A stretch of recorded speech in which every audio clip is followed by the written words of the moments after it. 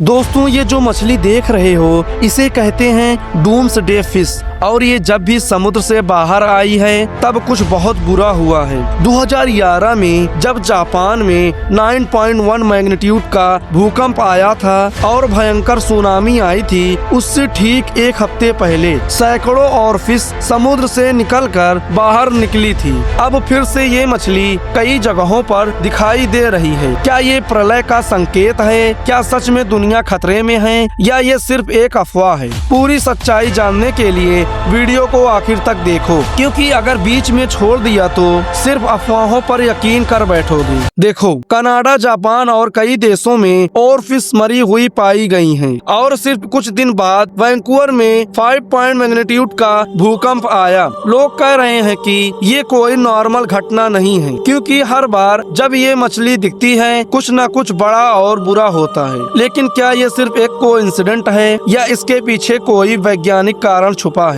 अब scientifically explanation सुनो, क्योंकि अफवाहें तो हर कोई फैलाता है पर सच्चाई बहुत कम लोग बताते हैं। और फिश समुद्र के 500 से 1000 मीटर गहराई में रहने वाली मछली है। ये इतनी नीचे रहती है कि इसे इंसान भी शायद ही देख पाते हैं। लेकिन ये मछली भूकंप से पहले समुद्र में होने वाली हलचल को महसूस कर सकती है। धरती के अंदर जब भी प्लेट्स टकराती हैं तो समुद्र की गहराइयों में अजीब सा कंपन होता है। ज्यादातर मछलियों को इससे कोई फर्क नहीं पड़ता, लेकिन और फिश बहुत सेंसिटिव होती हैं। इसलिए जब भी भूकंप आने वाला होता है तो ये ऊपर की तरफ भागती हैं और कई बार किनारे तक पहुंच जाती हैं। लेकिन दोस्तों एक बात याद रखना, हर बार जब और फिश दिखे तो इसका मतलब ये नहीं कि भूकंप और सुनामी पक्की है। इंटरनेट पे लोग इसे डूम्सडे फिश कहकर डर फैला रहे हैं, लेकिन क्या तुम जानते हो कि हर साल सैकड़ों और फिश समुद्र के किनारे पाई जाती हैं। अंतर बस इतना है कि अगर ये किसी फेमस बीच पर मरती है तो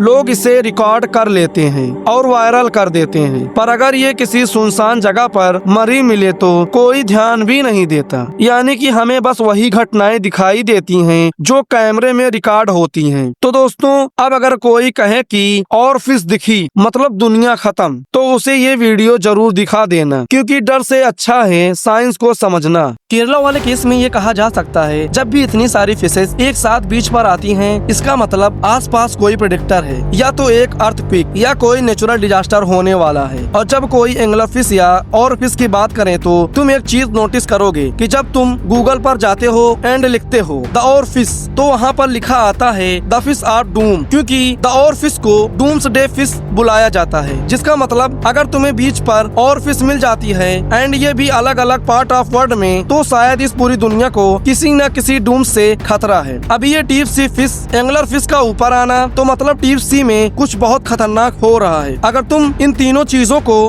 कनेक्ट करो तो शायद अर्थ को किसी बड़े चीज से खतरा है। और ऐसा क्या मिल गया साइंटिस्ट और कंट्रीज को? उन्होंने अर्ली 2000 में ओशियन में जाना ही बंद कर दिया, उसे एक्सप्लोर करना ही बंद कर दिया और वो ढूंढने लगे एलियंस को आउटर स्पेस में। इसका मतलब वो आउटर स्पेस से कम डरते हैं लेकिन ओशियन से ज्यादा डरते हैं। ये बात कुछ तो जरूर बताती है। तुम्हें क्या लगता है? अगर ये वीडियो आपको अच्छा लगा तो लाइक और सब्सक्राइब जरूर करना। अब कमेंट में बताओ, क्या तुम मानते हो कि और फिश सच में प्रलय का संकेत है या ये सिर्फ एक कोइंसिडेंस है?